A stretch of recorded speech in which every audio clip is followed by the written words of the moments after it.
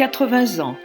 Il y a 80 ans enfin, les femmes ont eu les droits de vote et d'éligibilité.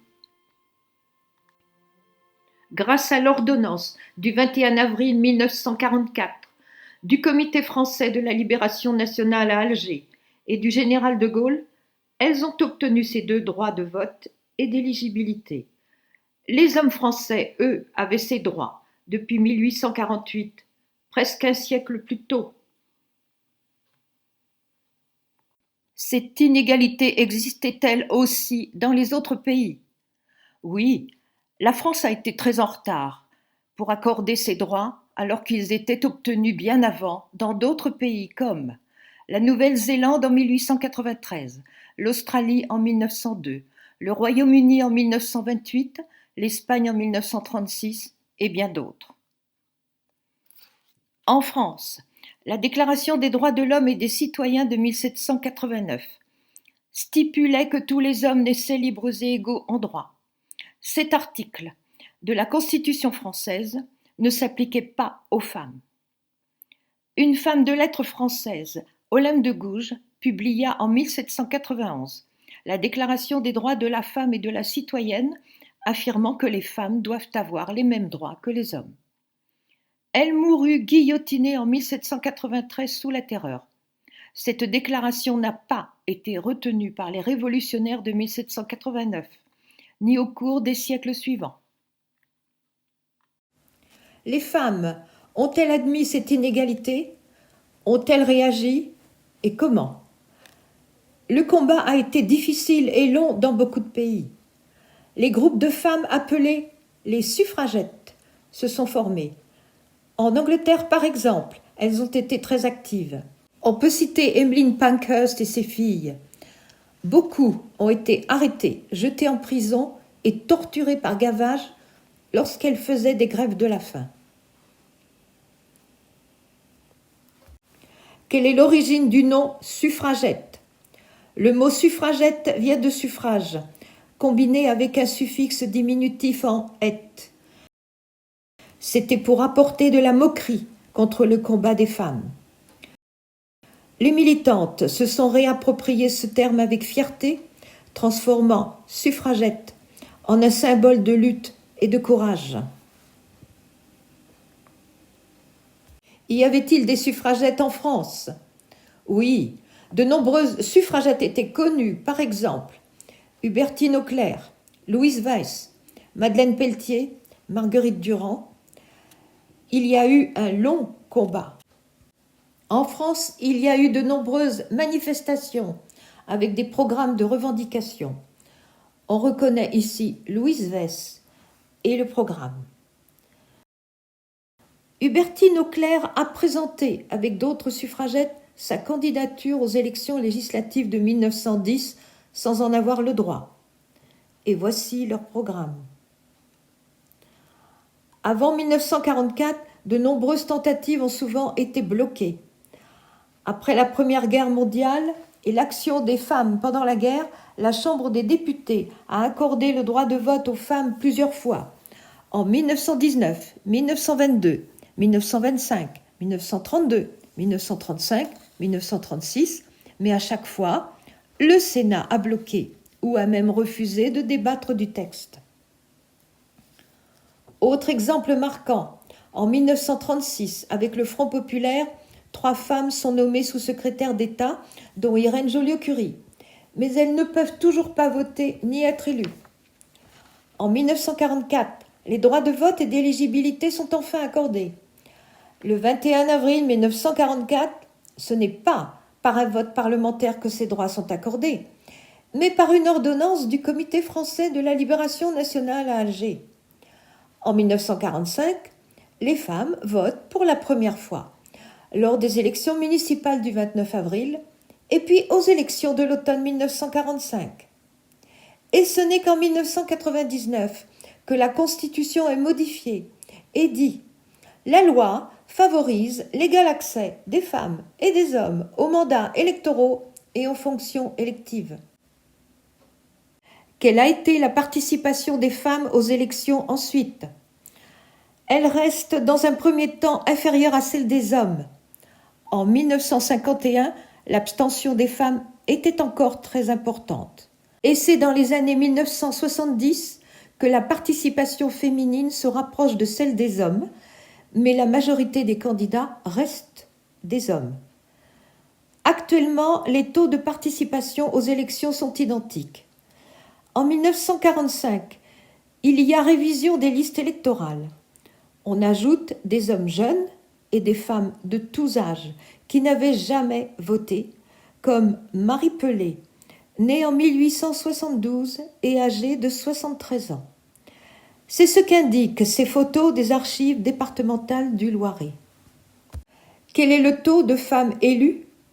L'obtention du droit de vote et d'éligibilité ne signifie pas pour autant l'égalité en politique. À l'Assemblée nationale, voici le taux de femmes élues de 1958 à 2024. En 1945, seules 33 femmes sont élues députées, représentant moins de 6% des sièges. En 1995, ce taux n'a pas augmenté et il y a démarrage dans les années 90 du large mouvement réclamant la parité politique. En 2017, l'Assemblée nationale compte 39% de femmes. En 2024, il y a une baisse inquiétante à 36%. Malgré des mécanismes de pénalité financière appliqués au début du XXIe siècle pour inciter les partis à présenter un nombre équilibré de candidates et de candidats aux élections législatives. Dans les conseils départementaux, dans le Loiret en 1945, Cécile Giry a été élue au conseil général. Voici le bulletin de vote avec le prénom de son mari, ainsi que le procès-verbal de l'élection. Cécile Giry est élue vice-présidente et ses actions dans la technique pour électrification et engrais étaient bien loin des stéréotypes trop souvent constatés aujourd'hui. Ainsi en témoignent ces documents des archives du Loiret. En 1979, il y avait aussi une seule femme conseillère générale du Loiret, Christiane Saraille, comme on voit sur cette photo. En France, jusqu'en 2015, certains conseils départementaux ne comportaient que des hommes. La loi du 17 mai 2013 a mis en œuvre la parité en instaurant le principe du binôme paritaire femmes-hommes pour chaque canton. Ainsi, aux élections de 2015, le taux de femmes conseillères départementales est passé de 14% à 50% en un seul jour. Dans les conseils municipaux, ces articles de presse du 5 mai 1945 du journal Le Courrier du Loiret indiquent un résultat des élections municipales de Pithiviers pour des femmes candidates. Au niveau national, voici quelques chiffres de femmes élues conseillères de 1991 à 2021. Des lois contraignantes ont permis des avancées pour la parité. Ces réformes électorales sont-elles utiles ? Oui, bien sûr. Certaines et certains ont parlé improprement de quotas, alors qu'il s'agit de l'égalité entre les deux moitiés de l'humanité. Ces lois ont permis et accéléré l'évolution des mentalités vers l'égalité. Ainsi, le 6 juin 2000, une loi a imposé la parité sur les listes des communes de plus de 3500 habitants. En 2007, une loi a imposé la parité entre adjointes et adjoints. En 2013, une loi impose la parité sur les listes des communes de plus de 1000 habitants. En 2025, la récente loi d'avril impose dans toutes les communes des listes paritaires lors des prochaines élections municipales de 2026. Y a-t-il encore des actions de nos jours ? Oui, des associations continuent d'agir pour la parité femmes-hommes dans nos instances politiques, comme l'association Elles aussi. Elles aussi est un réseau pluraliste indépendant des partis politiques nés en 1992. Elles aussi œuvrent pour la parité dans les instances élues politiques. C'est l'expression de l'égalité femmes-hommes et l'utilisation de toutes les compétences. Elles aussi mènent des actions de sensibilisation pour l'égalité femmes-hommes, malgré les anciennes habitudes inégalitaires, pour encourager les candidatures des femmes dans toutes les élections, dans tous les domaines et à tout niveau de responsabilité. N'y a-t-il pas eu des progrès ? Oui, en effet, il y a eu, avec les lois contraignantes récentes, des progrès indéniables, et heureusement. Mais des forts déséquilibres demeurent.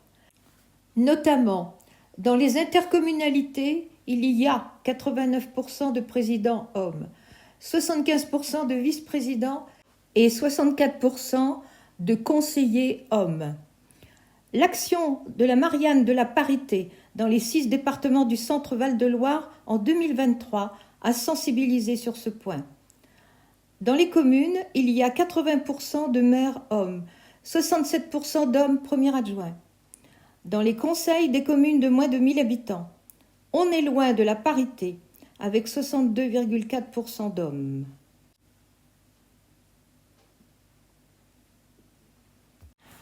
Voici quelques exemples de remises de prix de la Marianne de la parité. Ont été mises à l'honneur les intercommunalités qui se rapprochaient le plus de la parité en 2023. Pour mars 2026, des élections communales et intercommunales sont en préparation. Des listes paritaires sont imposées par la récente loi d'avril 2025 pour toutes les communes, sans exception. Encourageons les candidatures des femmes et refusons l'argument « on ne trouvera pas de femmes ». Les lois de 2000, 2007 et 2013 ont prouvé qu'on les trouve quand on les recherche. Les femmes élues ont montré largement compétence et légitimité. Alors, continuons notre marche pour une démocratie paritaire aboutie, ce qui est justice et nécessité républicaine.